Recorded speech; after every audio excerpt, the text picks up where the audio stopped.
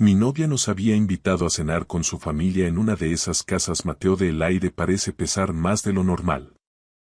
Mi hijo, Eli, pensó que nadie se había dado cuenta de que la hija de ella le metía algo en el bolsillo de la chaqueta mientras pasaba a su lado. Yo lo revisé unos minutos después y me quedé helado. Luego, sin hacer ruido, lo deslicé en el bolso de la niña. 30 minutos más tarde, la policía estaba llamando a la puerta. Noté que algo andaba mal incluso antes de que nos sentáramos a la mesa. Era una de esas cenas familiares impecables, típicas de cierta clase en Alicante. Mateo, de todo parece caro, reluciente y tenso al mismo tiempo.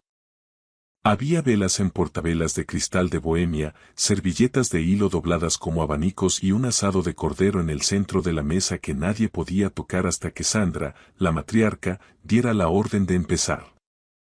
Mi novia, Lidia, no dejaba de alisarse el vestido sobre las rodillas con nerviosismo, como si intentara aplanar toda la noche para que pareciera algo normal, algo funcional. Eli estaba sentado a mi lado con la chaqueta azul marino que le obligué a ponerse. La casa era grande, de techos altos y estaba fría, pero también quería que se viera bien ante ellos. Tiene 10 años, es un niño reservado y atento, de esos que dan las gracias sin que nadie se lo recuerde y que nota al instante cuando alguien se siente excluido en una conversación. La hija de Lidia, Kira, estaba justo frente a él. Tenía 13 años, edad más que suficiente para saber exactamente el peso de lo que estaba haciendo. La vi levantarse durante el postre. No fue un movimiento dramático, sino casual, casi lánguido, caminando descalza sobre el suelo de madera noble con el rostro completamente inexpresivo. Rodeó la silla de Eli mientras Sandra se quejaba amargamente de que la nata montada estaba demasiado blanda para su gusto. Eli estaba distraído, observando al hermano de Lidia cortar la tarta con precisión quirúrgica. Nadie más miraba. Kira se inclinó con naturalidad, como si fuera a recoger una servilleta que se le había resbalado del regazo hacia el suelo. Su mano entró en el bolsillo de la chaqueta de mi hijo y salió rápido. Demasiado rápido. Eli se giró a medias, como si hubiera sentido un leve roce, pero Kira ya se estaba incorporando, colocándose un mechón de pelo detrás de la oreja y regresando a su silla con esa cara impasible que ponen algunos niños cuando los adultos jamás les han llamado la atención de verdad. Se me dio un vuelco el estómago tan fuerte que sentí un frío repentino en la nuca. Esperé 10 segundos exactos para controlar el pulso. Luego puse mi mano en el hombro de Eli y le susurré al oído. Ven a ayudarme a buscar tu inhalador al pasillo, campeón. Él me miró con extrañeza, parpadeando tras sus gafas. Estoy bien, papá, contestó confundido. Ven conmigo, insisto, le dije con una firmeza que no admitía réplica. Se levantó con torpeza y me siguió. El pasillo estaba sumido en un silencio denso, roto solo por el lejano tintineo de los cubiertos contra la porcelana en el comedor. Me agaché frente a él, bloqueando la vista desde la puerta, y metí la mano en el bolsillo de su chaqueta. Mis dedos se cerraron alrededor de algo pequeño, metálico y duro. Lo saqué y me quedé paralizado bajo la luz tenue de la lámpara del pasillo. Era el anillo de Sandra. Y no era una sortija cualquiera. Era su anillo de diamantes, una pieza familiar antigua que ya había presumido 2 veces esa misma noche, mencionando incluso que tenía su propio certificado de autenticidad guardado en la caja fuerte. Algún día esto será para Kira, había dicho ella durante el primer plato, riendo como si fuera un comentario tierno y no una demarcación de territorio para el resto de la velada. Por un segundo, el único sonido que podía oír era el latido violento de la sangre en mis oídos. Eli miró mi cara, leyó mi expresión y se puso pálido como la cera. Papá. Susurró con la voz quebrada. Debería haber entrado allí y hablado de inmediato, pero me detuve. Lo que tenía en la mano no era solo una joya, era una respuesta a todas las preguntas silenciosas de la noche. Era el por qué Sandra no dejaba de preguntarle a él y a qué colegio iba con esa sonrisita de superioridad. El por qué la hermana de Lidia le había soltado, como quien no quiere la cosa, si alguna vez había tenido problemas de conducta en clase. El por qué Kira lo había estado vigilando desde el otro lado de la mesa como si esperara que una trampa saltara. Miré el anillo, luego hacia el comedor y finalmente a los ojos de mi hijo. Yo no he cogido nada, lo prometo, susurró él, al borde del llanto. Lo sé, le dije rápido y firme, sin un ápice de duda. Lo sé, Eli. Cerré el puño con fuerza sobre el diamante. Tuve un pensamiento agudo, feo y necesario. Si entraba allí blandiendo el anillo, la maquinaria de esa familia se activaría para protegerse. Dirían que fue una confusión, que los niños son impulsivos, o que quizá Kira lo había encontrado en el suelo y se había asustado. Al final, la sombra de la duda siempre caería sobre el hijo del fisioterapeuta, el extraño. No iba a permitirlo. Saqué el inhalador de él y de mi propia mochila para que nuestra salida al pasillo tuviera una justificación visual y regresamos a la mesa. Para entonces, mis manos estaban firmes. Demasiado firmes. Kira había dejado su bolso de marca colgado del respaldo de su silla, con la cremallera abierta por arriba. Cuando Sandra se levantó un momento para ir a por más café y el resto de la mesa se distrajo con una anécdota de Marcos, pasé por detrás de la niña. Me incliné fingiendo que recogía un tenedor que se me había caído y, con un movimiento fluido, deslicé el anillo en el bolsillo lateral de su bolso. Luego me senté y tomé un sorbo de vino.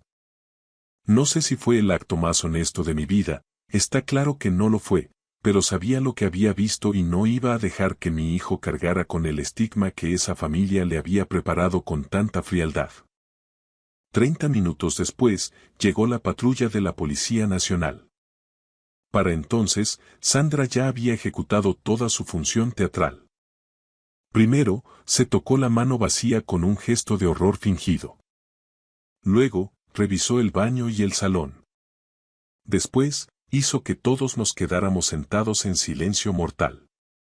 Finalmente, sentenció. Que nadie se mueva de aquí. Mi anillo ha desaparecido. Toda la habitación cambió de temperatura. Las sillas dejaron de chirriar y Lidia se puso rígida como una estatua a mi lado. Su hermano soltó un juramento entre dientes. Sandra se llevó una mano al pecho, digna de una nominación al Goya, y aseguró que el anillo estaba en su dedo justo antes de servir el postre. Sentí a Eli tensarse tanto que parecía que se iba a romper.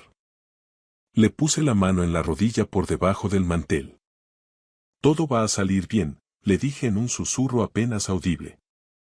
Sandra no miró a los adultos, ni al servicio que retiraba los platos. Miró directamente a Eli con una acusación silenciosa y feroz. Capté esa mirada y algo viejo dentro de mí, algo que había estado aguantando durante 14 meses, finalmente se rompió. Me llamo Sergio. Tenía 38 años por aquel entonces, vivía en Alicante y trabajaba como fisioterapeuta en una clínica de rehabilitación de lunes a jueves, atendiendo a mis propios pacientes privados los viernes y sábados para cubrir los gastos del mes. He sido padre soltero desde que Eli tenía 3 años. Su madre vive en otra comunidad autónoma y es una figura intermitente que aparece con llamadas de cumpleaños y promesas que se deshacen antes de colgarlas. Durante 6 años, solo hemos sido nosotros dos en un piso alquilado de 2 habitaciones, con una estantería de tablones que teñimos juntos una tarde de domingo. Y durante los últimos 14 meses, Lidia había ocupado un espacio en nuestra vida. Al principio, me pareció un milagro. Se reía con facilidad, me traía un termo de caldo cuando me pillaba un resfriado y doblaba las toallas de casa con un orden que yo no sabía mantener. Trabajaba en un salón de estética, buscaba estabilidad y parecía compartir ese cansancio vital que yo conocía tan bien. Divorciada, con una hija difícil y una familia que se metía en todo. Pensé que estábamos construyendo un hogar. Lo que no entendí es que, con Lidia, venía el pack completo. Sandra y su condescendencia Marcos, su hermano, que siempre andaba liado con algún negocio que requería efectivo inmediato, y Mateo, el marido de Sandra, que miraba hacia otro lado mientras no le tocaran el bolsillo. Y por supuesto Kira, una niña que había aprendido que el mundo se doblaba ante sus caprichos y sabía poner la cara de víctima adecuada. Fui útil para ellos mucho antes de ser realmente bienvenido. Empezó con detalles pequeños. ¿Podía pagar yo la cena japonesa porque Sandra se había dejado el monedero en el otro bolso? ¿Podía adelantar el pago de la factura del móvil de Lidia porque su ex se había retrasado con la transferencia este mes? ¿Podía poner mi tarjeta como garantía para la fianza de una casa rural porque era más cómodo y luego me lo devolverían por Bizum? Nunca llegaba ese Bizum. Me convertí en el fondo de emergencia de una familia que me miraba por encima del hombro mientras usaba mi dinero. Luego vinieron gastos más grandes y silenciosos, de esos que se filtran en la cuenta bancaria como una humedad que no ves venir hasta que el muro se desconcha. 420 euros por un cambio de neumáticos para el coche de Lidia, porque decía que no podía ir a trabajar con las ruedas lisas y temía por su seguridad. 600 euros para las clases de danza de Kira, porque Sandra juraba que le destrozaría el corazón perderse la función de fin de curso. 1.100 euros cuando Marco se quedó sin su último empleo de confianza y Sandra me aseguró, con la mano en el pecho, que era algo estrictamente temporal. Incluso pagué el envío de un sillón relax para la espalda de Mateo. Hubo 3 compras grandes de supermercado en un solo mes porque, según ellas, la pensión de Sandra estaba bloqueada por un error administrativo del banco. Yo no soy rico. Mi trabajo como fisioterapeuta paga las facturas, pero solo porque gestiono mi presupuesto como si mi vida dependiera de ello. Controlaba cada copago sanitario, cada cuota escolar de Eli, cada ticket del Mercamateoa. Me decía que no a mí mismo constantemente para que el balance cuadrara. Aún así, le seguía diciendo que sí. Lo hacía porque Lidia se quedaba en mi cocina cuando Eli ya dormía y me susurraba. Odio tener que pedirte esto porque Sandra me daba palmaditas condescendientes en el brazo diciendo que yo era un gran proveedor porque, en el fondo, buscaba la paz. Quería que esta familia fuera posible. Y porque cada vez que yo dudaba, algo sutil le pasaba a Eli. Kira siempre se llevaba el trozo de tarta más grande. Kira se sentaba delante en el coche. A mi hijo siempre le tocaba a él. Quizá la próxima vez, cariño. El pasado Día de Reyes fue la señal definitiva que decidí ignorar. Sandra repartió sobres con tarjetas regalo para el cine a todos los sobrinos y niños de la mesa. Eli fue el único que no recibió nada. Sandra soltó una risita nerviosa y dijo: «Ay, cielo, pensaba que Lidia me había dicho que ya eras mayor para estas cosas y que no querrías una». Eli tenía 10 años. Kira, 13, y ella sí tenía su sobre. Cuando fuimos de compras en diciembre, Lidia le sugirió a Eli que se quedara conmigo en la zona de restauración porque las cosas de chicas le aburrirían. Luego me enteré de que fueron todos juntos a una juguetería. Kira volvió con 2 bolsas llenas, mientras que Eli se conformó con un barquillo y una charla sobre la importancia de tener paciencia. Siempre había explicaciones razonables, siempre un lugar suave. Mateo de dejar caer la culpa para que no hiciera ruido. Dejé pasar demasiado porque nada parecía lo suficientemente grave por sí solo. Ese fue mi gran error. De vuelta a la mesa de la cena, el ambiente era irrespirable. Sandra ya tenía el móvil en la mano. «Voy a llamar ahora mismo», sentenció. «Esto es un robo en mi propia casa». Lidia se inclinó hacia ella, intentando calmarla. «Mamá, por favor, quizá aparezca en un momento». El gesto de Sandra se endureció de golpe. «Un anillo de este valor no se va caminando solo, Lidia». Sus ojos, gélidos, volvieron a clavarse en Eli. Yo intervine antes de que soltara la acusación que tenía en la punta de la lengua. «Entonces quizá deberíamos empezar por revisarnos todos por igual, sin excepciones». Se hizo un silencio sepulcral. Mateo se removió incómodo en su silla, pero no dijo nada. Sandra me dedicó esa sonrisita gélida que reservaba para cuando quería recordarme que yo seguía siendo un extraño, un intruso en su linaje. Por supuesto, dijo ella. A todos. Pero no dejaba de mirar a mi hijo. Él intentaba quedarse quieto, pero tenía las orejas encendidas. Apretujaba el dobladillo de su camiseta con una mano, ese gesto que hace siempre que tiene miedo e intenta que no se le note. Supe entonces que no era solo una crueldad de Kira. Esto tenía una estructura, un patrón de permiso familiar. La patrulla de la Policía Nacional llegó rápido porque Sandra debió de hacer que el aviso sonara a emergencia nacional. 2 agentes entraron en el salón, educados pero con esa seriedad que impone el uniforme. Un hombre mayor, con canas en las sienes, y una mujer joven de mirada aguda. Hicieron las preguntas de rigor. ¿Cuándo se vio la joya por última vez? ¿Quién se había levantado de la mesa durante el postre? ¿Había entrado alguien del servicio o de fuera?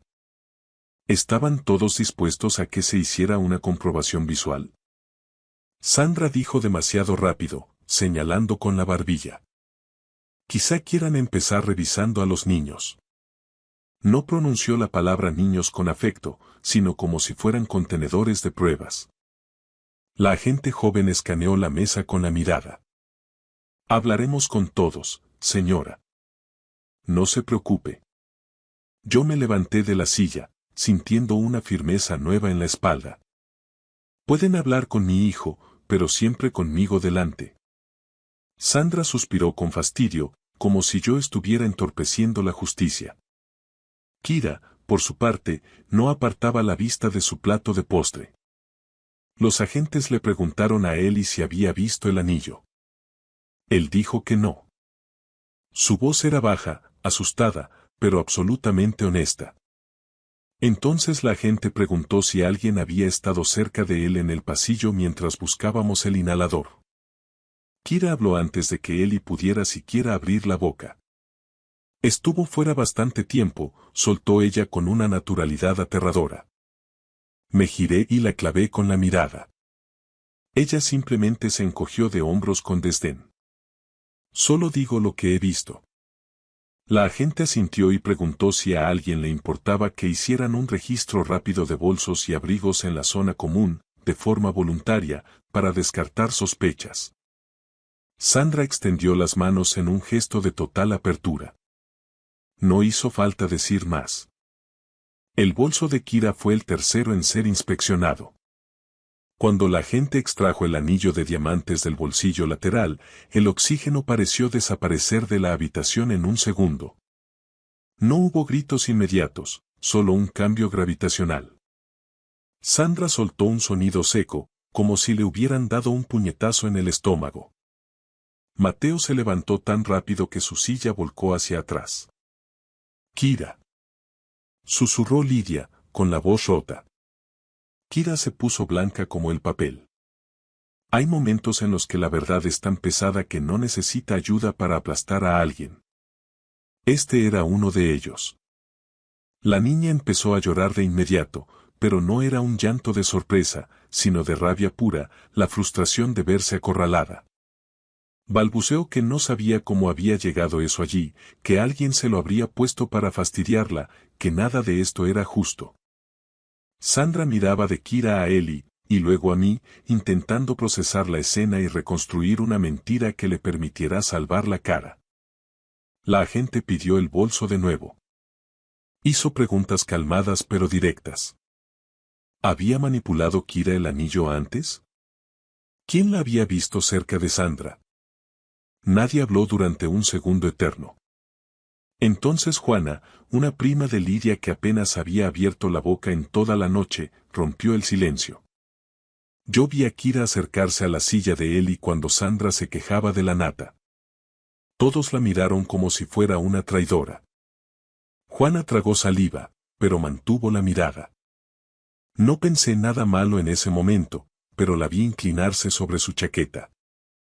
El agente veterano tomó nota en su libreta. Kira empezó a gritar que Juana mentía, que todos estaban contra ella. Sandra, en un último intento de proteger su estatus, intervino. Solo está alterada, es una niña. Esa fue la gota que colmó el vaso. No fue un lo siento mucho por Ellie, ni un no puedo creer que mi nieta haya hecho esto. Solo un está alterada. Como si mi hijo no estuviera sentado allí, temblando de la cabeza a los pies por una acusación de robo que podría haberle marcado la vida. Los agentes trataron el tema como un incidente familiar menor al haberse recuperado la joya y porque Sandra, lógicamente, se negó a presentar cargos contra su propia sangre. Faltaría más. Dieron un aviso verbal y separaron a Kira y a Lidia para hablar en privado en el despacho. Tomaron declaraciones y le advirtieron a Sandra que las acusaciones falsas, especialmente hacia un menor, podían acarrear consecuencias legales graves. Vi la vergüenza asomar en el rostro de Sandra por primera vez en 14 meses, pero no era por el daño causado a mi hijo, sino porque unos extraños con uniforme habían sido testigos de la podredumbre de su hogar. Me incliné hacia él y le dije: «Coge tu chaqueta. Nos vamos». Él asintió con una rapidez que me dolió en el alma. Lidia salió del despacho mientras él se subía la cremallera hasta el cuello. Tenía la cara hinchada de llorar. «Sergio, por favor, no te vayas así. No podemos terminar así la noche», suplicó. Casi suelto una carcajada amarga. «¿Y cómo exactamente debería irme, Lidia? Después de que tu hija haya intentado incriminar a mi hijo por un robo delante de toda tu familia». Ella se estremeció. Sandra intervino entonces con esa voz quebradiza que usaba para dar lástima. «Kira está pasando por una etapa muy difícil, Sergio. Compréndelo». Me giré hacia ella con toda la frialdad que pude reunir. ¿Y Ellie tenía que pagar el precio de su etapa difícil? Nadie respondió. Aquello debería haber sido suficiente para marcharme, pero mientras acompañaba a Ellie hacia el coche bajo la lluvia de Alicante, me di cuenta de que el anillo no era el único peso que me hacía temblar. Era el total de la cuenta. 2 días antes, yo había autorizado el pago final del alquiler de una villa de lujo frente al mar para el 70 cumpleaños de Sandra en abril. 3 noches, una casa enorme, 6 dormitorios, el tipo de sitio que yo jamás reservaría para mí mismo. Lidia había llorado de emoción cuando hice la reserva porque decía que su madre nunca hacía nada bonito por sí misma. Se suponía que Marcos y Mateo contribuirían más tarde a los gastos. Sabía, con una certeza dolorosa, que nunca lo harían. Había puesto 3.800 euros de mis ahorros en ese alquiler. Además, le había estado enviando a Lidia 1.000 euros al mes para los gastos comunes, el comedor escolar de Kira y la gasolina. Sabía mejor que nadie a Mateo de iba mi dinero. Y también sabía qué historia me había estado contando a mí mismo. Que estaba ayudando a Lidia a salir adelante, que la familia requiere tiempo y sacrificio, que si me mantenía útil, el respeto vendría solo. Mientras tanto, a mi hijo lo estaban midiendo, despreciando y, finalmente, intentando marcarlo como un delincuente. En el trayecto de vuelta a casa, el silencio en el coche era tan denso como la niebla que a veces baja por la Sierra Itana. Eli iba sentado atrás, con la mirada perdida en la ventana oscura mientras las luces de las farolas de la vía Parque de Alicante desfilaban sobre su rostro. Después de 10 minutos de un mutismo absoluto, preguntó con una voz que sonaba demasiado vieja para sus 10 años. ¿De verdad pensaban que lo había hecho yo, papá? Los niños no hacen esas preguntas a menos que ya conozcan la amarga respuesta, pero necesiten que un adulto les mienta para suavizar el golpe. Apreté el volante con tanta fuerza que los nudillos se me pusieron blancos. Sí, dije, eligiendo la honestidad por encima del consuelo barato. Al menos, algunos de ellos estaban muy dispuestos a creerlo con tal de no mirar hacia otro lado. Se quedó callado un buen rato, procesando la idea, y luego añadió en un susurro. Tú me has creído rápido. Aquello casi me rompe por dentro. Tuve que tragar saliva antes de poder responderle. Porque te conozco, Eli. Porque sé quién eres y de lo que eres capaz. Y eso no lo cambia un anillo en un bolsillo. Él asintió, como si necesitara oírlo 2 veces para grabárselo a fuego, y luego apoyó la frente contra el cristal frío. Cuando por fin llegamos a nuestro piso, le preparé un colacao caliente aunque ya era tardísimo. Se sentó en la encimera de la cocina en calcetines, relajando por fin los hombros mientras sostenía la taza con ambas manos, dejando que el vapor le empañara las gafas. Yo no di vueltas por la casa, ni me puse a gritar, ni llamé a nadie para desahogarme. Simplemente abrí mi MacBook sobre la mesa del salón. Lidia me escribió primero. Por favor, habla conmigo, decía el primer mensaje. Luego. Ella no quería que viniera la policía, fue cosa de mi madre. Después. Mamá está fatal, no para de llorar. Ni una palabra sobre Eli. Ni una mención al trauma de mi hijo. Nada que fuera real o humano. Entré en el portal de reservas de la villa de Javia que había alquilado para el cumpleaños de Sandra. El saldo total vencía en apenas 6 días y mi tarjeta ya estaba vinculada como garantía.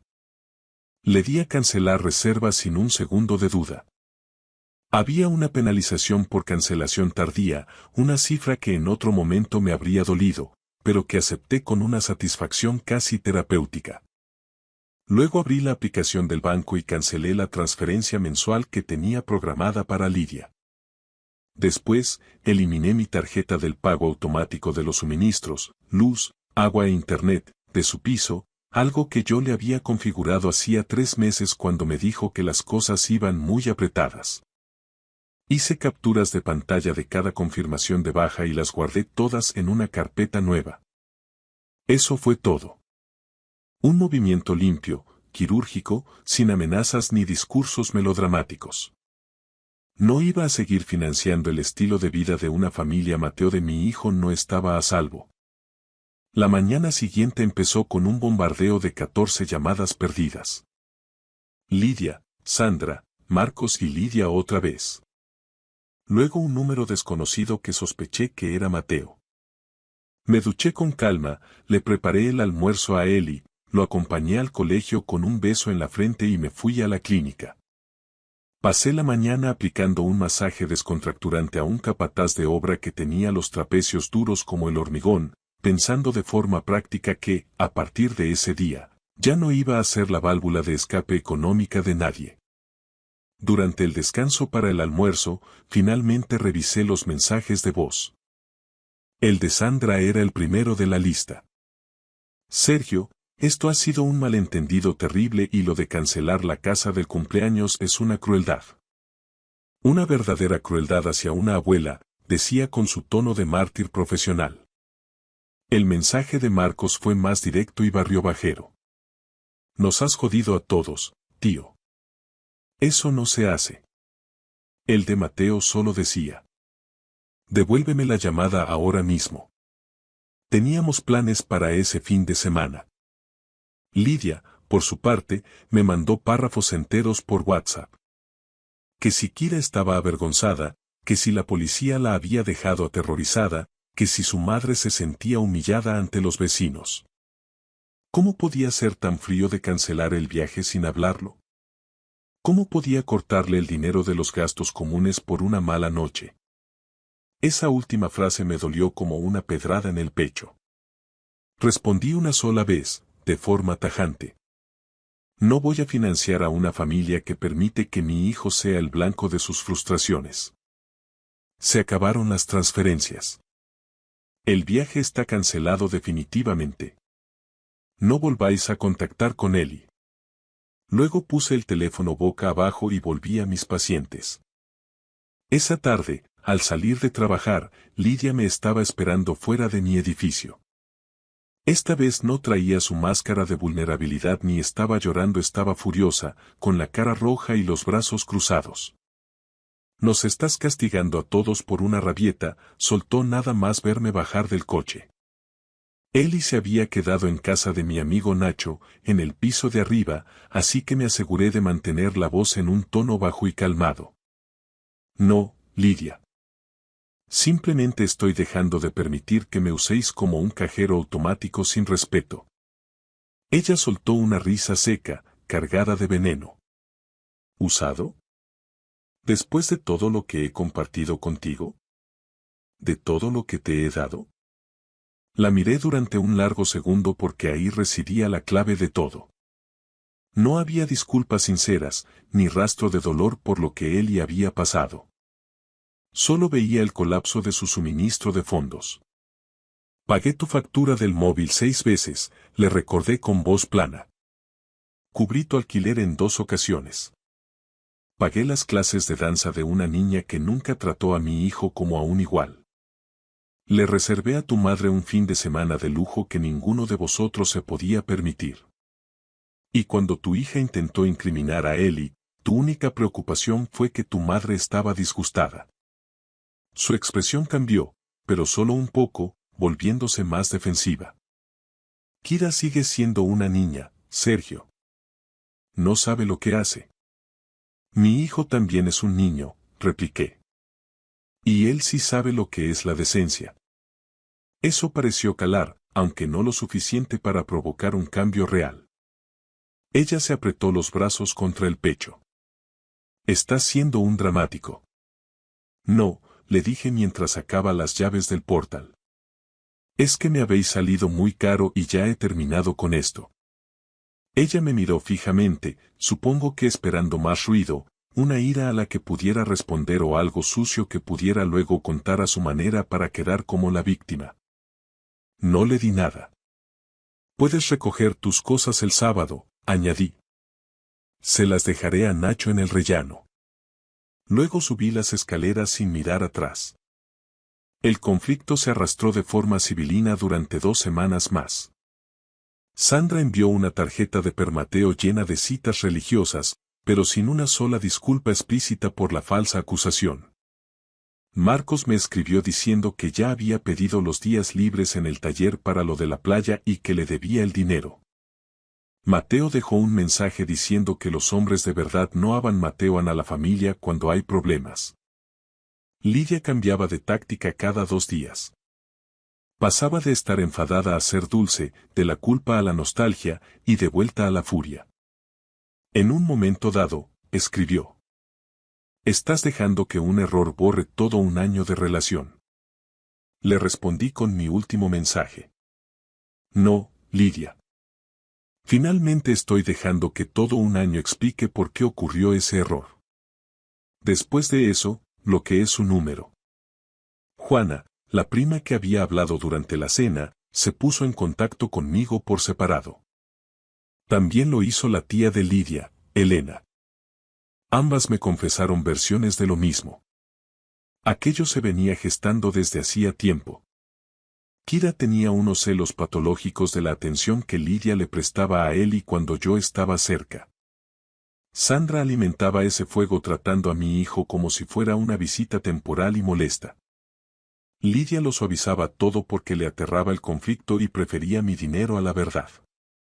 Nada de eso me sorprendió, pero lo que se me quedó grabado fue la complicidad del silencio. Todos sabían lo suficiente como para susurrar por lo bajo, pero nadie tuvo el valor de detenerlo antes de que estallara. Eli se adaptó a la nueva situación mucho más rápido que yo. A veces los niños tienen esa capacidad asombrosa de sanar cuando por fin se le pone nombre a lo que está mal. Dejó de preguntar cuándo veríamos a Lidia después de la primera semana. Dejó de mirar la tablet esperando un mensaje de Kira. Un domingo, mientras me ayudaba a hacer tortitas, me preguntó si podíamos usar el dinero de aquella casa de la playa para hacer un viaje de verdad, solo los dos. Sonreí por primera vez en muchos días. Sí, Eli. Podemos ir Mateo de tú quieras. En abril, el fin de semana que originalmente iba a ser para el fastuoso cumpleaños de Sandra, alquilé una pequeña cabaña en la costa, cerca de Javia pero lejos del lujo pretencioso. Era un sitio sencillo. Una habitación, un sofá-cama, una terraza de madera frente a un mar gris y un viento persistente que olía a salitre. Comimos sándwiches de queso a la plancha, paseamos por la orilla con sudaderas de capucha y vimos a las gaviotas pelearse por unas patatas fritas cerca del puerto. Pagué una hora extra en los recreativos del pueblo y no pensé ni una sola vez en quien me debía dinero o a quien le faltaba un visum mío. La segunda noche, Ellie encontró una piedra negra y lisa, perfectamente pulida por el Mediterráneo, con una raya blanca que la cruzaba justo por la mitad. La puso en el alféizar de la ventana, encima de su cama. Parece una frontera, dijo con una sonrisa tranquila. Me reí mientras le arropaba. Es una observación muy profunda para un niño de 10 años. Él se encogió de hombros con naturalidad.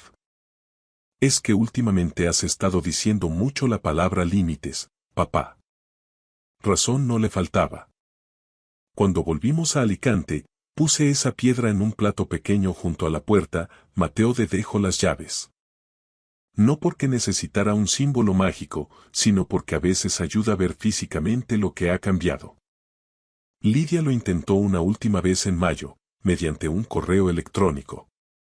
Decía que Kira había empezado terapia. Decía que quizá había pasado tiempo suficiente para tener una conversación honesta. Creí lo primero, pero no la parte que realmente importaba. Le respondí con una sola frase. Espero de corazón que la terapia ayude a Kira, pero no vamos a retomar el contacto. Luego bloqueé también esa dirección. Ese verano, el trabajo fue mucho mejor. No por arte de magia, sino por pura practicidad económica. Acepté un par de pacientes más para sesiones privadas a domicilio, dejé de perder dinero en los problemas temporales de otros y finalmente cambiamos el sofá agrietado de casa del que Ellie y yo llevábamos años bromeando. Lo elegimos juntos. Azul oscuro, cómodo, nada pretencioso. Una noche de viernes, pedimos pizza y la cenamos allí sentados mientras veíamos un documental sobre las profundidades marinas. Ellie se quedó dormido con la cabeza apoyada en mi hombro a mitad de programa. Sin tensión, sin medidas, sin esperar a que la madre o la abuela de alguien decidiera si él contaba o no en la ecuación. Simplemente estábamos en casa. Esa era la parte que no había entendido antes. Los límites no siempre se sienten poderosos o heroicos cuando los estableces por primera vez. A veces se sienten caros, solitarios y llegan con mucho retraso. Pero luego, cuando el ruido de las voces ajenas se apaga, lo que queda es el sonido de tu hijo riendo en la habitación de al lado porque nadie está intentando hacerlo sentir pequeño. Eso valió cada euro de penalización. Valió cada mensaje de voz furioso. Valió la versión de mí mismo a la que esa familia ya no tenía acceso. No se lo conté todo a Ellie. No necesitaba ver la hoja de cálculo con mis gastos ni la lista completa de las veces que pagué para mantener una paz ficticia a costa de su bienestar. Los niños no deberían aprender lo que es la traición adulta a través de extractos bancarios. Pero sí le dije una cosa meses después, cuando me preguntó por qué nunca volvimos a ver a la familia de Lidia. Porque el amor que necesita tu silencio para seguir funcionando no es un amor seguro, Ellie. Él lo pensó un momento mientras se ataba los cormateos de las zapatillas. Luego asintió con la cabeza y dijo: Vale, lo entiendo. Eso fue suficiente.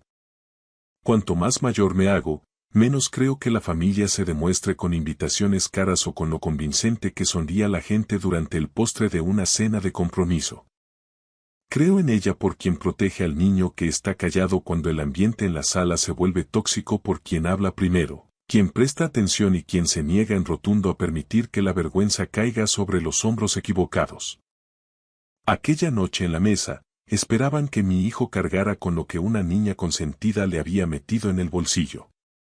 En lugar de eso, la verdad volvió exactamente a Mateo de pertenecía, y nosotros también.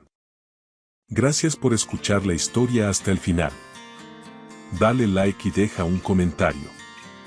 Suscríbete al canal y activa la campana para no perderte la próxima historia. Les deseo todo lo mejor. Mi hermano gemelo no me había llamado en 8 años. Cuando su nombre apareció en la pantalla de mi móvil a las 11:47 de la noche, casi no respondo. Pero algo en mi interior, un instinto que 40 años de oficio no habían logrado silenciar, me empujó a descolgar. Entonces lo oí llorar. Por favor, Javier, sálvame, suplicó con una voz que parecía venir del fondo de un pozo. Me rogó ayuda porque su propio hijo, mi sobrino Hugo, lo había encerrado en un cobertizo de mala muerte durante 4 años, tratándolo con la crueldad que se reserva a un animal rabioso. Hugo y los suyos pensaron que Sergio era demasiado débil para defenderse, un viejo acabado, y que nadie vendría a reclamar su sombra. Se equivocaron de medio a medio. Cuando crucé la frontera de Despeñaperros de vuelta a mi tierra, me juré a mí mismo que se arrepentirían de haber nacido. Todo empezó un jueves por la noche, a principios de mayo. Yo estaba en mi piso de Gijón, frente a una copa de brandy soberano y una novela policíaca de bolsillo cuya trama era bastante menos retorcida que la realidad. De pronto, la pantalla se iluminó con un número que no tenía guardado, pero cuyo prefijo, el 954 de la provincia de Sevilla, me heló la sangre. Casi dejo que saltara el buzón de voz, pero una punzada en el pecho me detuvo. Al descolgar, solo hubo un silencio pesado, cargado de estática. Luego, una respiración superficial y entrecortada, el sonido del pánico de alguien que teme ser descubierto en cualquier segundo. «¿Hola?», susurró una voz apenas audible. «Javier. Eres tú, ¿verdad?». Me incorporé en el sofá, dejando el libro de lado. Esa voz me resultaba familiar de una forma que me oprimió el corazón, como el eco de una vida que creía haber dejado atrás. Era tan familiar como tu propio reflejo cuando evitas mirarte en el espejo durante años. ¿Quién es?, pregunté, aunque mi subconsciente ya lo sabía. Soy yo. Hubo una pausa, un suspiro quebrado. Soy Sergio, tu hermano. Mi hermano gemelo. Habían pasado 8 años desde la última vez que nuestras miradas se cruzaron en aquel funeral amargo de nuestra tía Carmen. 8 años desde que le advertí que su hijo era veneno puro y él, cegado por un amor de padre malentendido, me gritó que me fuera de su casa y no volviera nunca. Sergio. Dejé la copa sobre la mesa de centro con un golpe seco. ¿Dónde estás metido? En el cobertizo de los aperos, detrás de la casa. Hugo me tiene aquí bajo llave. Llevo 4 años viviendo entre ratas, su voz se quebró de nuevo. Me va a matar, Javier. Lo sé. El 15 de mayo, después de esa maldita fiesta, escuché cómo planeaban. Tranquilízate, le interrumpí, recuperando mi tono de interrogador. ¿De qué fiesta hablas? El aniversario de Eli Inmaculada. Me están presionando para que firme el traspaso total. Las tierras de olivos, la casa solariega, todo. Si no firmo ante el notario. Se detuvo. Oí un roce metálico, como si estuviera moviendo herramientas oxidadas sobre el hormigón frío. No tengo tiempo. La batería se muere. Me ha pasado el móvil Elena, a escondidas. Solo tiene 9 años, Javier. Es mi única aliada. ¿Quién es Elena?, pregunté desconcertado. Mi nieta. Hugo me lo quitó todo. El móvil, el ordenador, hasta cortó la línea del fijo. Me aisló del mundo para que nadie escuchara mis gritos. Durante 8 años quise llamarte, pedirte perdón, pero él se aseguró de que fuera imposible. ¿Y ahora? Sus sollozos eran silenciosos, desesperados, el sonido de un hombre que ha sido vaciado por dentro. Me puse en pie de un salto. El brandy se olvidó y el libro quedó abandonado en la alfombra. Escúchame bien, Sergio, dije con la voz firme, esa que usaba en la comisaría cuando todo se iba al traste. No firmes absolutamente nada. ¿Me oyes? Ni una sola cruz. No importa lo que ese animal te haga. Me va a destrozar, Javier. Lo sé, pero ya estoy de camino. ¿Puedes aguantar 48 horas? No sé si mis fuerzas. Sí, puedes. Escucha. Hay una gasolinera Cepsa en la A4, en la salida 247. ¿La conoces de cuando íbamos a Madrid, te acuerdas? Sí. Creo que sí, respondió tras un silencio eterno. A las 4:30 de la mañana, el 6 de mayo. Pasado mañana. Encuéntrame allí. Tienes que salir de esa caja. No sé cómo burlar el cierre. Busca la forma. Si has podido llamarme hoy, puedes salir de ahí. ¿Cómo lo has hecho esta noche? Hugo bebió más de la cuenta y olvidó echar el pestillo electrónico. Estaba borracho como un cuero. Pues aprovecha su vicio. A las 4:30. Salida 247. Estaré allí con el motor en marcha. Javier. Tengo miedo. Mucho miedo. Cerré los ojos con fuerza. Teníamos 64 años, la piel curtida y el pelo gris, pero mi hermano sonaba como aquel niño que se escondía detrás de mi espalda cuando los perros de los vecinos nos acosaban en el pueblo. Siempre fui su escudo, y al parecer, el destino me llamaba a hacerlo una última vez. Lo sé, le aseguré. Pero no voy a dejar que ese mal nacido termine con nosotros. ¿Me oyes? No dejaré que te hunda. Ha pasado tanto tiempo. Después de lo que te dije, no pensé que vendrías. Eres mi hermano gemelo, Sergio. Compartimos la misma sangre y el mismo rostro. Eso no hay odio que lo borre. Tras un breve silencio, su voz volvió, más suave, casi como un secreto. Tía Carmen murió. ¿Llegaste a saberlo? Lo sé. Estuve allí, en Sevilla. En la última fila de la iglesia, para no causar problemas. Me largué antes de que empezara el pésame para no tener que partirle la cara a tu hijo. Siento que no pudieras acercarte. Tenías razón con Hugo. Me ha destruido la vida. Lo arreglaremos, te lo prometo. Hay mucho en juego, hermano. Esas tierras valen una fortuna, 6 millones de euros con el nuevo trazado de la autovía, y ese buitre lo sabe. De pronto, un ruido metálico y unos pasos pesados resonaron al otro lado de la línea. La respiración de Sergio se cortó en seco. Javier, es él. Viene hacia aquí. Cuelga ya. Salida 247, a las 4:30. No me falles. No lo haré. Yo. La llamada se perdió. Me quedé en medio del salón, con el teléfono mudo y la mirada perdida en la oscuridad de la costa asturiana.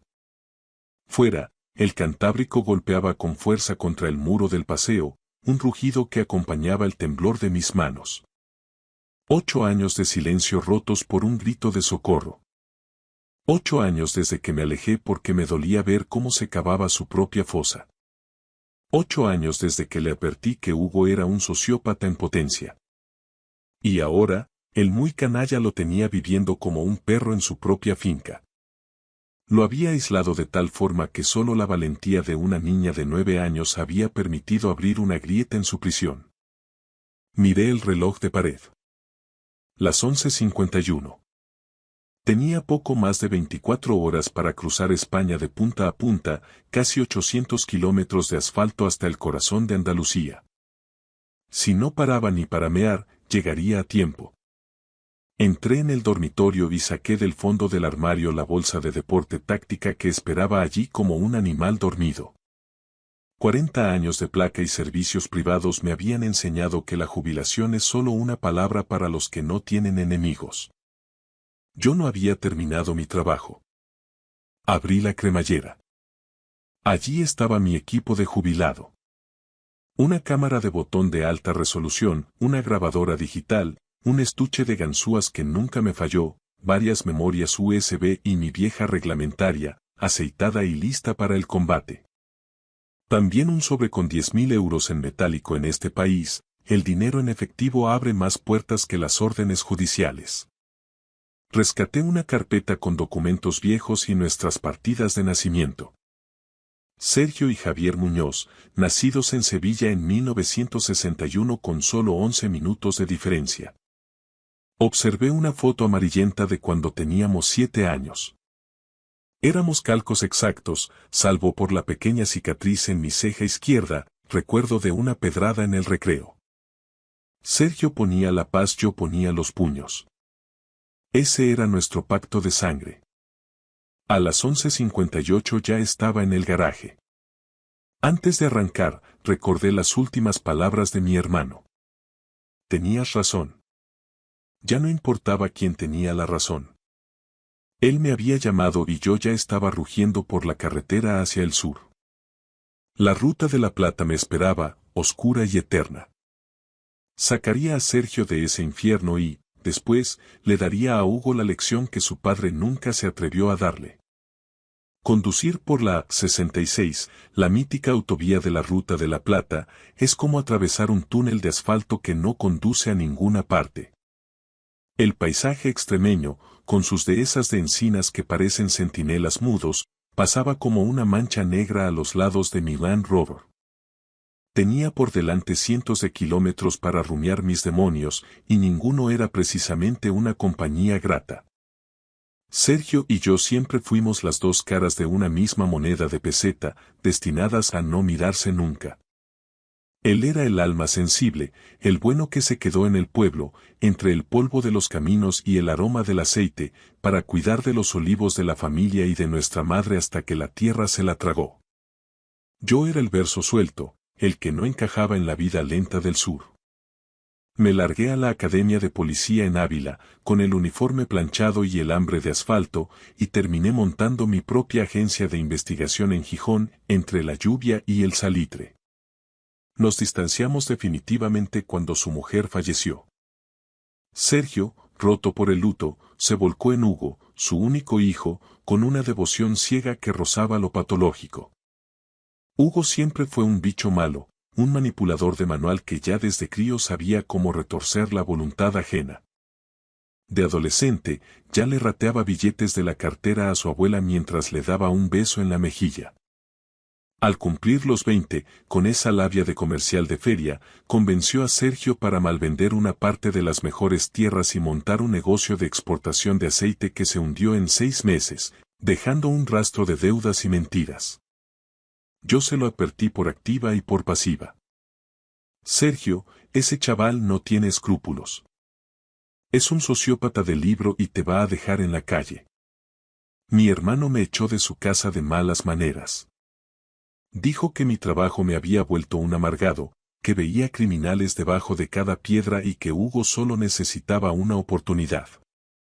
Aquella fue nuestra última bronca real, antes del silencio sepulcral en el funeral de nuestra tía Carmen en Sevilla. Llegué a la salida 247 de la 4 pasadas las 4 de la mañana. La gasolinera Cepsa, un oasis de cemento en mitad de la nada, estaba desierta, bañada por una luz fluorescente fría y parpadeante que confería a todo un aire de irrealidad cinematográfica. Estacioné en el rincón más oscuro del recinto, lejos del ángulo de las cámaras de vigilancia del surtidor, y esperé con el motor apagado. El silencio del campo era absoluto. A las 4:32 vi una sombra vacilante emerger de entre los arbustos al borde de la calzada. Caminaba encorvado, arrastrando los pies con un esfuerzo titánico, como si cada paso fuera el último. Llevaba una chaqueta vieja, una reliquia de pana sucia que le bailaba en el cuerpo. Me bajé del coche, sintiendo como el corazón me golpeaba las costillas con la fuerza de un mazo. ¿Sergio? Susurré, temiendo que el viento se llevara su nombre. La figura se detuvo en seco y levantó la cabeza. La luz cruda de una farola le dio de lleno en el rostro y sentí que se me cortaba la respiración. Me flaquearon las piernas.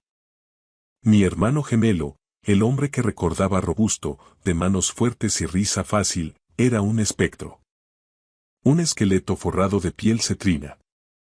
Tenía las mejillas hundidas, el pelo gris enmarañado como un nido de pájaros y una barba descuidada que le tapaba media cara. Sus ojos, antes claros, estaban hundidos en cuencas negras, habitados por un terror animal, una mirada de perro apaleado que nunca pensé ver en alguien de mi propia sangre. Javier. Su voz no fue más que un hilo quebrado. ¿Has venido de verdad? Lo sujeté justo antes de que se desplomara contra el asfalto. No pesaba nada, era poco más que un fajo de huesos y ropa vieja.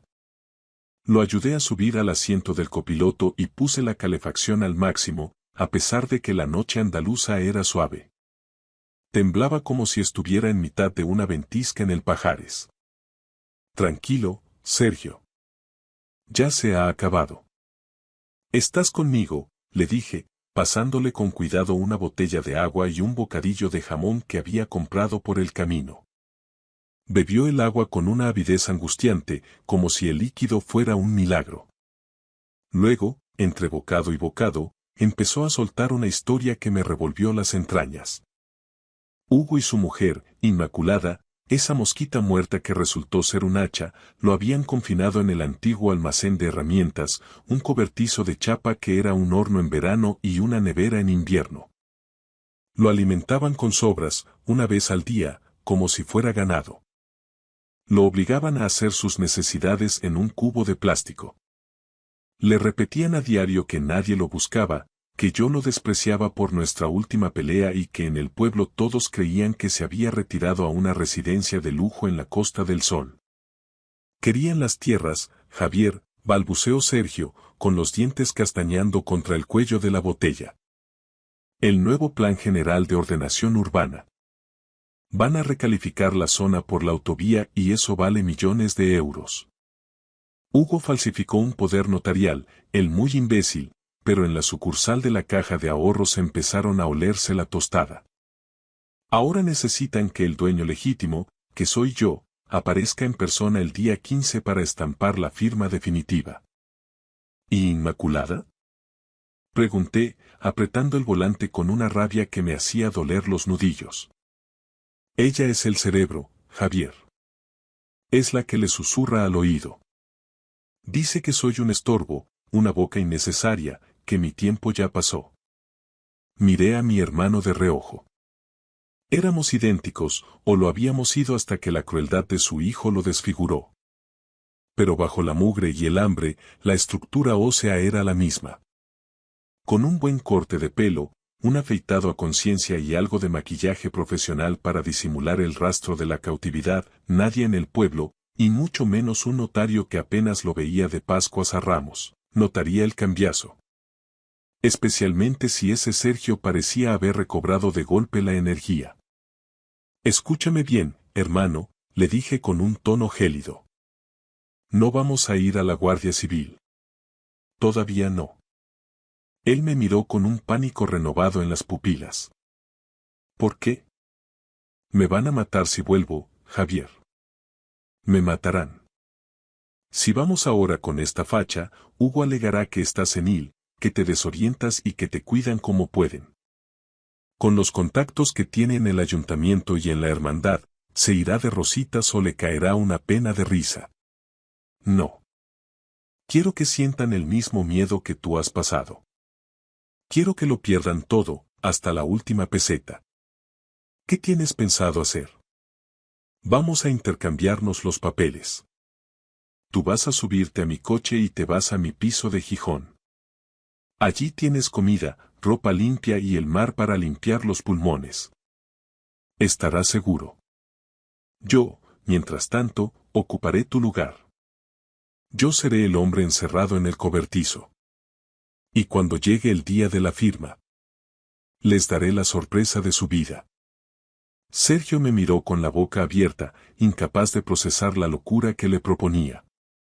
Es un suicidio. Hugo se vuelve una bestia cuando se pilla una cogorza. Te pegará. Sonreí, y fue la misma sonrisa que hacía que los confidentes más duros cantaran en los bajos de la comisaría. Yo también sé ser una bestia, Sergio. La diferencia es que yo sé cómo serlo con método, sin dejar rastro y sabiendo exactamente dónde golpear para que duela de verdad.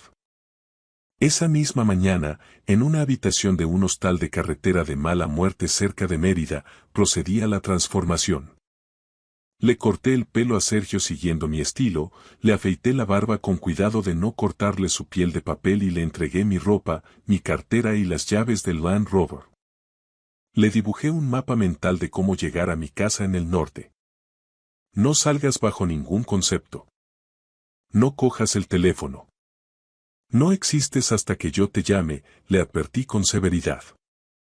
Volveré a por ti en 10 días. Prometido. Luego, me coloqué frente al espejo. Me puse sus harapos malolientes y raídos. Me despeiné el cabello, usé ceniza de un cenicero para simular las ojeras de meses de insomnio y ensayé esa postura claudicante, los hombros caídos de quien ha perdido la esperanza. Al otro lado del cristal ya no estaba Javier Muñoz, el detective retirado. Estaba Sergio, la víctima propiciatoria. Es hora de volver a casa y ajustar las cuentas, hermano, dije, mientras sentía el frío del acero de mi Glock contra la espalda, oculta bajo la camisa vieja. Regresar a la finca familiar, en el corazón de la comarca olivarera, fue como profanar un mausoleo que aún se negaba a morir. La fachada de la casa de la calle de los Olivos, que en tiempos de mi abuelo lucía un encalado impecable y flores frescas, era ahora el retrato de la decadencia. El jardín estaba invadido por la maleza, las persianas colgaban torcidas como párpados heridos y el porche, donde Sergio y yo jugábamos de niños, estaba sembrado de latas de cerveza vacías y colillas. Entré sin llamar, arrastrando los pies y hundiendo la cabeza entre los hombros. El aire en el interior era irrespirable, una mezcla de tabaco rancio, fritanga y el olor metálico de la desidia. En el salón, una televisión de plasma gigante, segaramente comprada con la pensión de mi hermano, escupía programas de cotilleo a un volumen ensordecedor. Vi las fotos de nuestra infancia en las paredes, pero ahora parecían trofeos de guerra en manos de una fuerza de ocupación. ¿Dónde diablos te habías metido, viejo? La voz de Hugo tronó desde la cocina, cargada de una agresividad gratuita. Apareció con su 1,80 m y sus 100 kilos de pura arrogancia, con la camiseta manchada de sudor y la cara encendida por el alcohol temprano. Hugo ya no era aquel sobrino difícil que recordaba, era un depredador doméstico, un matón de vía estrecha que se sentía rey en su pequeño reino de miseria. Caminando. Necesitaba aire, respondí con una voz rota y áspera, imitando a la perfección el tono de derrota de Sergio. ¿Caminando? Se burló Inmaculada, su mujer, asomando la cabeza con sus uñas de gel rojo sangre y una mirada que destilaba un asco infinito. Huele a rayos, Hugo. Échalo de aquí, no dejes que ensucie el sofá, que es nuevo. Hugo me agarró del brazo con una fuerza bruta que buscaba humillar más que sujetar. Me arrastró por la cocina ante la mirada indiferente de la madre de Inmaculada, una mujer de ojos gélidos que me observó como si fuera un bicho molesto y me sacó al patio trasero. Al fondo, junto a un montón de aperos oxidados y neumáticos viejos, se alzaba el cobertizo de chapa. Hugo tecleó un código en una cerradura electrónica moderna que desentonaba grotescamente con la madera podrida del marco. Aquí es donde te quedas. No entras en la casa si yo no te doy permiso. Y no quiero oír ni un solo ruido, ¿entendido? Me dio un empujón que me hizo tropezar hacia la penumbra del interior. El cobertizo era un auténtico agujero del infierno. Un colchón mugriento tirado en el suelo de cemento y una bombilla desnuda que colgaba de un cable pelado. Pero lo peor fue el olfato. Un rastro químico dulzón, peligroso. Examiné el calentador de gas de la pared exterior. El tubo de escape estaba manipulado, flojo a propósito. Los gases de la combustión se filtraban hacia adentro de forma casi imperceptible. Esto no era solo aislamiento, era un plan de eliminación silenciosa. Querían que Sergio llegara al día 15, firmara, y luego se quedara dormido para siempre. Esperé a que los pasos de Hugo se alejaran. Entonces, saqué mi cámara de botón y empecé a documentar la escena del crimen. El escape de gas, la cerradura, el estado del colchón. Aguanta, Sergio, pensé mientras guardaba las pruebas, voy a quemar su mundo hasta los cimientos. Esa noche, una pequeña sombra se materializó en la rendija de la puerta. Era Elena, la nieta de 9 años, la luz en mitad de tanta podredumbre. «Abuelo, ¿estás bien?», susurró, deslizándome un bocadillo de jamón envuelto en servilletas por debajo de la puerta. «Estoy bien, pequeña». «No te preocupes», le dije, intentando suavizar mi voz. Se quedó en silencio, observándome a través de la rejilla. Los niños tienen un radar para la verdad que los adultos pierden con los años. «Tú no eres mi abuelo», soltó de repente, con una seguridad que me heló la sangre. Sus ojos siempre estaban nublados, como si estuviera pidiendo perdón por vivir. «Los tuyos no. Y no te encoges cuando mi papá grita desde la ventana». Me arrodillé frente a ella, pegando mi rostro a la puerta. Saqué la foto antigua que Sergio me había dado en el hostal. «Soy Javier, el hermano de tu abuelo.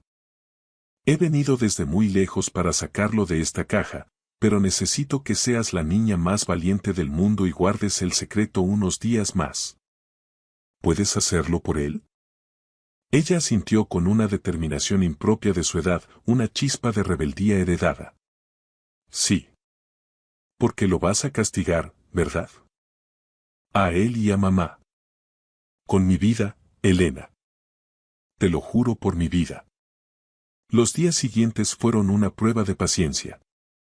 Hugo venía a veces a desahogar su frustración, exigiendo que estuviera presentable para la firma del día 15.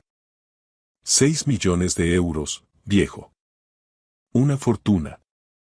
Firmas esa escritura y luego te mueres donde te dé la gana, pero me das lo que es mío, bramaba entre tragos de ginebra barata.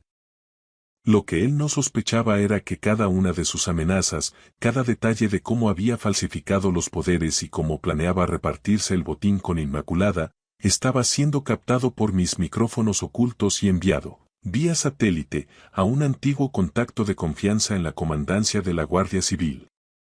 El lazo se estaba cerrando, y Hugo mismo estaba apretando el nudo. Llegó el fatídico 15 de mayo. El aire en la finca estaba cargado de una falsa alegría que resultaba nauseabunda.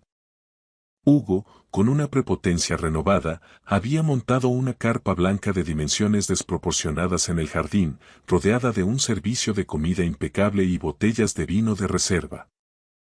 Había invitado a medio pueblo, desde el boticario hasta el alcalde pedáneo, para escenificar una farsa de normalidad antes de ejecutar la gran estafa. Querían que todo el mundo fuera testigo de la generosidad de Sergio al ceder su legado. Me sacaron de mi agujero de chapa temprano. Me obligaron a ducharme bajo una presión de agua fría y me embutieron en un traje de tergal que debía de tener 20 años. Me quedaba grande, acentuando esa imagen de anciano decrépito y vencido que ellos querían proyectar.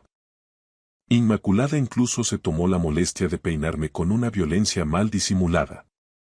«Pórtate bien, abuelo, y hoy dormirás en una cama de verdad», me susurró al oído con un aliento que olía a tabaco y ambición. Hugo me llevó del brazo, casi arrastrándome, hacia la mesa presidencial donde esperaba don Julián, el notario, un hombre de ademanes lentos que ajustaba sus gafas con parsimonia. Inmaculada y su familia se colocaron detrás, formando un semicírculo de buitres que apenas podían ocultar su codicia. «Aquí tiene a mi padre, don Julián», anunció Hugo con una sonrisa de tiburón, proyectando su voz para que los invitados lo oyeran. «Está un poco desorientado por los años y el peso de las responsabilidades, pero tiene muy claro que quiere delegar todos sus asuntos en mí para descansar como se merece». El notario desplegó los documentos sobre el tapete. Era el acta de traspaso total de las tierras de Olivos y la propiedad de la casa solariega. 6 millones de euros que cambiaban de manos por un simple trazo de tinta. Hugo me puso un bolígrafo de plata en la mano, apretando mis dedos con una advertencia silenciosa. Firma aquí, papá. Hazlo por el futuro de la familia. Por Elena. Miré a Hugo. Sus ojos inyectados en sangre desbordaban una impaciencia criminal. Miré al notario, que esperaba aburrido. Y entonces, por primera vez en toda la semana, abandoné la farsa. Me puse completamente recto, ganando los centímetros de estatura que la humillación le había quitado a Sergio. Me quité las gafas empañadas, me limpié el rastro de ceniza de la cara y le clavé una mirada de acero que hizo que Hugo retrocediera un paso, como si hubiera visto a un aparecido. No soy tu padre, Hugo, dije con mi voz real, una voz que no pedía permiso, clara y gélida como el viento del Cantábrico. Y no voy a firmar ni una sola letra de este papel higiénico. El silencio que cayó sobre la carpa fue tan denso que se podía cortar. Los invitados dejaron de comer, los camareros se quedaron congelados. Hugo palideció, pasando del rojo al blanco cadavérico en un segundo. ¿Pero qué? ¿De qué hablas? Estás gaga, firma de una puta vez y déjate de bromas. Balbuceó, intentando recuperar el control mientras los murmullos empezaban a crecer entre los vecinos. Me llamo Javier Muñoz, declaré, alzando la voz para que hasta el último invitado me oyera. Soy detective privado retirado y el hermano gemelo del hombre al que has tenido secuestrado, torturado y hambriento en un cobertizo de herramientas durante 4 años. En ese preciso instante, el estruendo de las sirenas de la Guardia Civil rompió la puesta de sol. 4 patrullas entraron a toda velocidad por el camino de entrada, levantando una nube de polvo que invadió la carpa. Hugo, acorralado y fuera de sí, intentó abalanzarse sobre mí con el puño en alto, gritando incoherencias. Pero yo no era el anciano frágil que él creía haber doblegado. Lo intercepté con un movimiento seco y profesional, un giro de muñeca que lo hizo aullar de dolor, y lo estampé contra la mesa del notario, inmovilizándolo con la cara pegada a sus propios documentos de traspaso. Los agentes de la policía judicial entraron en la carpa con las armas en la mano. Todo está grabado, Hugo, le susurré al oído, mientras sentía cómo sus músculos temblaban bajo mi presión. La manipulación del gas, la cerradura electrónica, tus amenazas de muerte y cada uno de tus planes para eliminar a tu padre. Se acabó el juego de los olivos. Inmaculada intentó escapar por la parte trasera de la carpa, pero 2 agentes le cortaron el paso. Mientras le ponían las esposas, su cara de buena esposa se transformó en una máscara de odio puro. Al levantar la vista hacia la casa, vi a Elena en la ventana del piso de arriba. Me miraba con una expresión que no era de miedo, sino de un alivio infinito. Le hice un leve gesto con la cabeza. La pesadilla había terminado. Al ver los vehículos patrulla con la inscripción de la Guardia Civil y los rotativos iluminando los muros de la hacienda, Hugo se quedó paralizado, como si un rayo lo hubiera fulminado en el sitio. Su rostro pasó de un rojo violáceo de ira a una palidez cadavérica que revelaba su verdadera naturaleza. La de un cobarde acorralado. Intentó zafarse con un bufido salvaje, pero le apliqué una llave de inmovilización profesional, de esas que se te quedan grabadas en la memoria muscular tras pasar por la Academia de Ávila hace 40 años. El notario, don Julián, se levantó de un salto, aterrorizado, volcando su silla de madera tallada mientras los documentos del traspaso, aquellos papeles que pretendían robar 6 millones de euros, salieron volando por el césped, dispersándose como hojas secas de otoño bajo el viento andaluz. No lo entendéis. Aullaba Hugo mientras los agentes de la policía judicial le apretaban las esposas hasta que el metal crujió. Es un viejo decrépito. No rige bien, está senil. Esta es mi casa por derecho.